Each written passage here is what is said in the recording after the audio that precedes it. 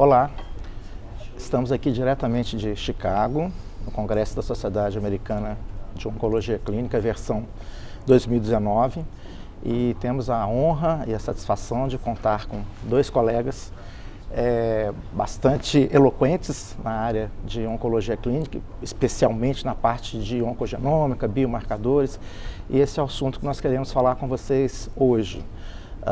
Nós nos propusemos a discutir, né, as principais novidades na área de oncogenômica e biomarcadores, mas especialmente tratando de três temas principais que foram escolhidos para uma discussão.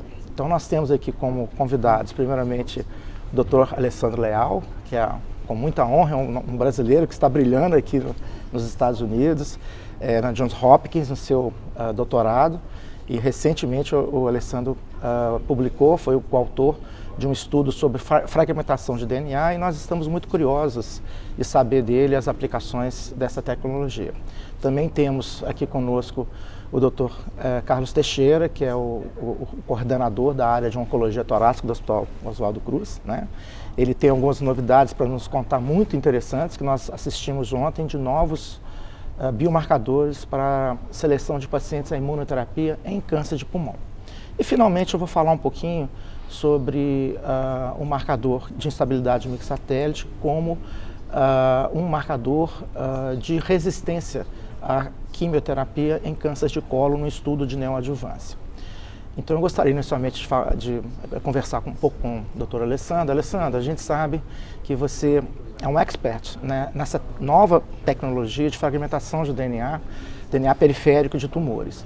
E a gente sabe que isso abre uma avenida enorme para várias outras aplicações. Eu queria que você contasse um pouquinho de que se trata, quais são exatamente as aplicações e quais são as perspectivas futuras dessa nova tecnologia. Claro, André.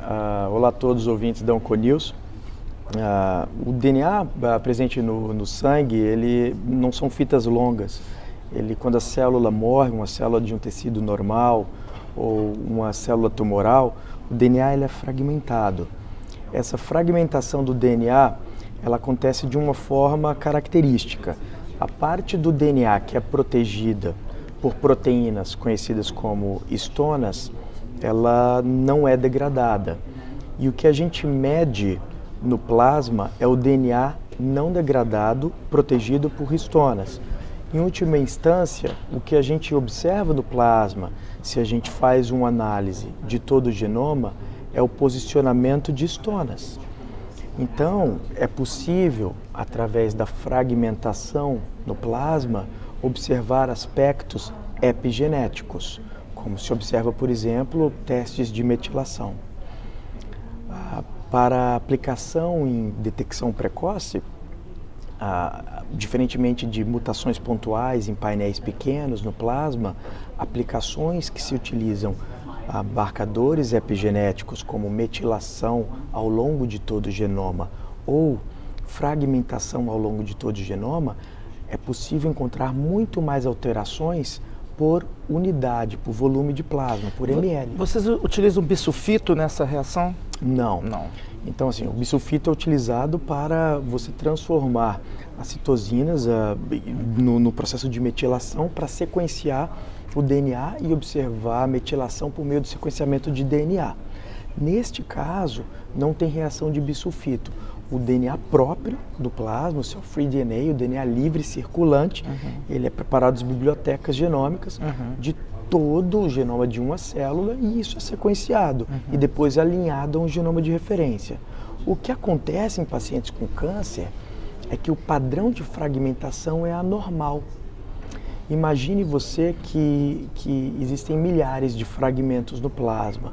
Para cada paciente, nós sequenciamos em média 30 milhões de fragmentos, que corresponde a 1 a 2 vezes a cobertura do genoma. Esses 30 milhões de fragmentos, então eles são mapeados ao longo dos 22 cromossomos e a gente conta o tamanho deles. Olha quantos fragmentos são curtos, menores que 150 pares de bases, e quantos são os fragmentos longos. Mas são muitas gavetas, são muitas análises que pode ser feito por aí. Então a mente humana não consegue de uma forma fácil chegar a um diagnóstico se esse padrão de fragmentação é anormal ou não. A gente pegou todas essas características de um genoma de um paciente, seja esse paciente com câncer ou um indivíduo normal, num teste de screening, de rastreamento, e colocou numa plataforma de machine learning.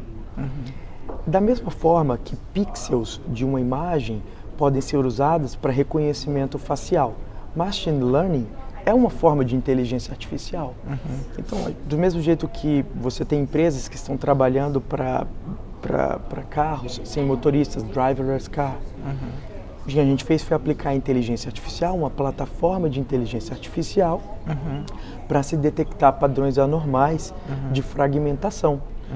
Já que a gente sabe que uma célula tumoral ela tem genes que são expressos de forma diferente.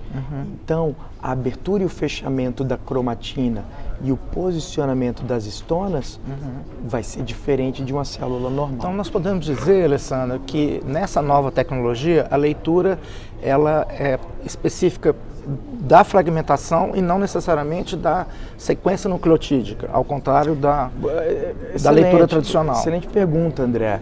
Exatamente isso. A gente está medindo o tamanho dos fragmentos. Por exemplo, se a gente pudesse ir até mais longe, é uma tecnologia que não depende de uma única plataforma de sequenciamento. Plataformas novas de sequenciamento, outras companhias que estão desenvolvendo plataformas novas, mesmo com base calling, mesmo com a capacidade de detectar bases não tão acuradas como a Illumina, por exemplo, é possível de utilizar essas plataformas, porque o mais importante é a capacidade de detectar precisamente o tamanho dos fragmentos. Não importa se o A está substituindo o G, nós não estamos olhando mutação, mas tamanho. O que é interessante é uma tecnologia nova, uma ferramenta que se aliada, por exemplo, a chamar mutações, aliada a detectar ganho de número de cópias, aneuploidia, só soma. Então vamos lá, as aplicações práticas assim, seria na detecção precoce, no monitoramento? Perfeito. Esse paper que nós acabamos de publicar na Nature, ele trata prioritariamente de detecção precoce. Mas parte do estudo, uma análise ortogonal do estudo, foi feita em pacientes com câncer de pulmão, 19 pacientes com câncer de pulmão com mutação em EGFR, ativadora de EGFR ou mutação em HER2, recebendo afatinib e recebendo osimertinib, os pacientes com mutação de EGFR. A gente observou que quando o paciente tem uma resposta clínica e a mutação de EGFR, a biópsia líquida no plasma, você tem um clearance completo, a fragmentação volta ao normal. Quando o doente progride, a fragmentação se torna normal de novo. Ou seja, também é uma ferramenta que permite monitoração. Em última instância, o que é possível fazer com isso é criar um resiste líquido. Tá? E, Alessandro, posso fazer uma pergunta? Perfeitamente. E dá para fazer uma analogia com essa plataforma de fragmentação, no caso, por exemplo, de detecção precoce com célula tumoral circulante? Não, porque a célula tumoral circulante per si, ela tem, dependendo do tipo de tumor, a quantidade dela no plasma é muito baixa. E essa fragmentação, ela costuma vir de células do sítio primário ou da metástase. Mas é possível, Carlos, você está certo. Em detecção precoce. Assim, detecção precoce eu acho que é até mais sensível, porque você tem muito mais alterações de fragmentação no plasma do que células tumorais circulantes que você pode detectar em estágios precoces. Tumores em estágios precoces têm praticamente nenhuma célula tumoral circulante. É tanto que célula tumoral circulante hoje em dia, na prática, é utilizado para doença metastática. Sim, é o pulo do gato. Perfeito. Então, continuando aqui o nosso programa da TV Onconews, aproveitar para mandar um abraço para a Valéria, que não pôde estar presente, né, Valéria? Todos nós temos o maior carinho, o maior respeito, e dizer ao Alessandro que eu acho que abriu-se uma avenida bastante promissora, né? Muito bacana. Bom, continuando então, o próximo assunto é com o Carlos Teixeira.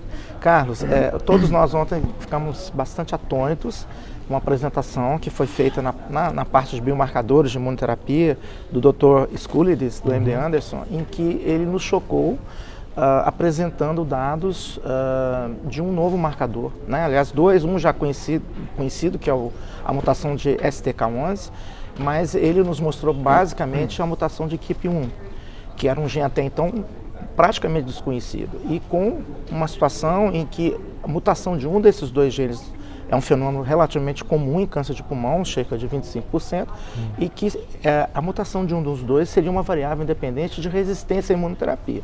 Sim. Eu queria que você conversasse um pouquinho sobre isso e nos dissesse qual foi a sua impressão a respeito desse estudo. Eu acho que é um estudo talvez dos mais importantes em câncer de pulmão até agora, né?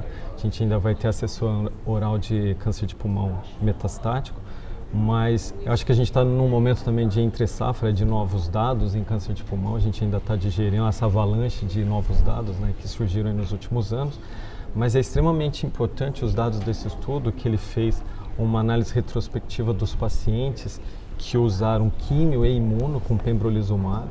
E aí ele derivou uma série de dados, né? Dentre eles uma análise interessante de TMB, que a gente não tinha esses dados até então, feito de uma maneira prospectiva nos dois estudos do Keynote, né? Tanto o 24 de maneira de monoterapia como no 189. E com isso ele correlacionou também os dados de PDL1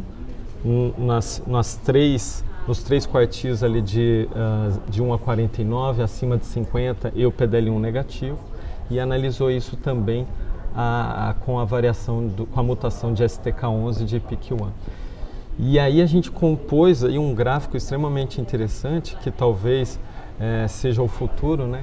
Que é avaliar todos os biomarcadores antes de oferecer um tratamento combinado com imunoterapia, por exemplo, analisando o PDL1, o TMB e o STK11, porque esses pacientes podem ter uma resistência primária.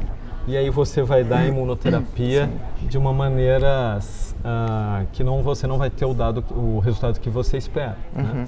Então, eu acho extremamente importante, são variáveis independentes. Quando a gente olha o gráfico composto com todas essas análises, a gente vê que mesmo os pacientes que têm TMB alto e PDL1 alto, se ele tem uma mutação nesses dois genes, o resultado não vai bem. Então você pode ter isso de uma maneira antecipada, uma análise primária do tumor em relação a todas essas variações, e eu acho que aí sim você pode ter uma decisão mais robusta, mais concreta, porque a gente sabe que muitas vezes o paciente tem um TMB alto, um PDL1 alto, e na prática mesmo assim ele não responde. E a ideia era que fazer o tratamento combinado com quimioterapia, a gente poderia reverter um pouco dessa falta de resposta à imunoterapia, produzindo neoantígenos, etc. Mas ainda faltava alguma coisa. Eu acho que isso é o pulo do gato. Eu não sei se vocês observaram, mas as conclusões dele foram extremamente veementes, a despeito de ser um estudo retrospectivo. Sim. 500 pacientes, ele achou lá em torno de 25% desses pacientes com as mutações, mas no final ele coloca que é um biomarcador importante justamente para essa situação, porque ele é independente. Então, mesmo tumores com um TMB alto, tumores com PDL1 expresso, com uma mutação de um desses dois genes, esses pacientes vão mal, tanto em primeira como em segunda linha. E isso vai muito de encontro, que eu acho que a gente está tendo muita droga nova, mas aquele conceito de fazer tudo igual para todo mundo é um conceito equivocado. A gente tem que achar os pacientes certos, não é isso, Alessandro? E achar os pacientes certos para tomar o remédio e se beneficiar, isso está a cargo da construção de biomarcadores adequados. Então, acho que ele foi muito em relação nesse sentido. Eu acho que esse é o caminho da imunoterapia, né? A gente não vai ter um biomarcador único, a gente sabia já que o PDL1 é falho, o TMB também por si só não é ideal, e agora fazendo uma composição de todos esses biomarcadores e já analisando possíveis mecanismos de resistência, de início a gente pode tomar uma decisão muito mais convicta e direcionada para o paciente. Eu acho que o trabalho foi definitivo em relação a isso. A questão é colocar isso na prática. Né? Exatamente. A gente vai ter, provavelmente, vai ter o quê? Vai ter um painel com, vamos dizer assim, biomarcadores conjugados. Então, por exemplo, carga mutacional, PDL1, KEAP1, STK11, talvez MDM2, MDM4, que os trabalhos mostram que pode gerar progressão, hiperprogressão, inclusive, prejudicar o paciente. Então, acho que seria, talvez a ideia, montar um painel e talvez até uma inteligência artificial para analisar rapidamente esses dados e colocar aquele tumor, aquele paciente, como sensível, resistente ou hiperresistente à imunoterapia. Isso vai, inclusive, poupar, além de poupar toxicidade, poupar custo, que a gente sabe que são tratamentos caros, né? Sim. E a gente já viu alguns resultados interessantes também, tentando resgatar um pouco do TMB na biópsia líquida, né? Da ACI, o dado do MISH, que fez uma análise retrospectiva em TMB em biópsia líquida, com aquele cutoff de 16, né? E eles perceberam realmente que a combinação de imuno com tremelimumab e o durvalumab foi melhor nesses pacientes que tinham um TMB alto na biópsia líquida. E era um estudo considerado até então negativo. Então eles acharam ali um subgrupo que realmente de benefício. Se beneficia analisando o TMB na biópsia líquida. Então acho um caminho que se abre novamente e aí quem sabe analisar isso de uma forma conjugada, né? Eu acho que assim, o terceiro trabalho que eu gostaria de discutir vai muito de encontro a isso. Aí já é um biomarcador mais próximo da perfeição, não existe. Mas ele se aproxima um pouquinho, que é a instabilidade mixatélise. Como um marcador de sensibilidade à imunoterapia. Então, acho que de todos os marcadores, ele é o que mais se aproxima, né? E ontem eu tive a oportunidade de assistir à sessão gastrointestinal, apresentação oral de cólon, né? Foi apresentado o estudo Foxtrot, que é um estudo de neoadjuvância comparado com adjuvância em câncer de cólon, não reto, cólon. Então, usou um esquema base de Fofox, né, e congênere para tratar. Os pacientes eram alocados ou para fazer neoadjuvância e operar em seguida a cirurgia, ou a cirurgia e em seguida operar. E o que me chamou a atenção foi o dado dos pacientes que receberam primeiro a quimioterapia e o subgrupo daqueles pacientes que tinham instabilidade mixatélide. A taxa de resposta à quimioterapia foi pífia, foi em torno de 4, 5%. Mais de 70% dos pacientes progrediram a despeito da quimioterapia. Você imagina essa situação no conceito de neoadjuvância, né, que você precisa de uma resposta. Então, isso mostra que, provavelmente, muito em breve, a quimioterapia vai ser substituída pela imunoterapia em câncer de cólon com estabilidade mixatélide. Então, a ideia é que um marcador desse potencial seja encontrado para outros tumores também. Melanoma a gente não tem, câncer de rim a gente não tem, cabeça e pescoço também não. Eu acho que a ideia talvez é desenvolver biomarcadores para que a gente possa trabalhar e indicar com mais segurança tanto a quimio quanto a imunoterapia alvo-molecular, etc. Qual que é a sua opinião sobre isso, Alessandro? Eu concordo contigo. Essa busca por selecionar o paciente para melhor terapia baseada em biomarcadores com validação prospectiva, ela tem que ser incansável. É isso. Mais alguma coisa, Carlos, para acrescentar? Não, acho que só, ainda em paralelo do assunto do STK11, acabei de ver a sessão de pôster agora de câncer de pulmão e uma análise interessante do pessoal de Barcelona, do Vall d'Hebron. Eles fizeram uma análise de um pouco mais de 60 pacientes com análise do exoma total. Tá. E eles, para quem fazia uso de imunoterapia para câncer de pulmão, e eles perceberam que nos pacientes que se beneficiaram por mais de 2 anos, em geral tinha uma carga de TMB alta nessa análise de exoma total, mas fundamentalmente eles fizeram uma análise também de alterações genômicas nesses pacientes e nenhum desses pacientes tinha a mutação do STK11. Então acho que mais um dado que vai ao encontro do outro. Isso é muito importante. Eu não assisti esse post, mas você me mandou pelo WhatsApp a foto. E eu até comentei com você, né, que cada vez mais o mesmo conceito de TMB, na realidade, talvez o mais importante não seja a quantidade das mutações, mas a qualidade delas. Então, você chamou atenção naquele painel que foi encontrado, né, as mutações encontradas, por exemplo, não tinha STK11. E as mutações encontradas, basicamente todas eu tive a oportunidade de avaliar, eram mutações com mudança da matriz de leitura. Então, o tipo de mutação é importante. Então, essas frame shifts são mutações muito importantes. Por quê? Porque como elas mudam a matriz de leitura, elas geram novas proteínas. E essas proteínas que nós chamamos hoje de imunopeptidomas, que vão realmente formar os novos epitopos, né? São os neoantígenos. Então, a qualidade dessas mutações também é importante, não necessariamente só a quantidade em si, né? Sim. Acho que com isso a gente pode encerrar. Gostaria de agradecer a participação dos colegas, né? Agradecer a Onconews pela oportunidade da gente estar aqui, né? Na TV Onconews, e nos colocar à disposição, todos nós, né? Para novos eventos e novas discussões. Muito obrigado a todos. Muito obrigado.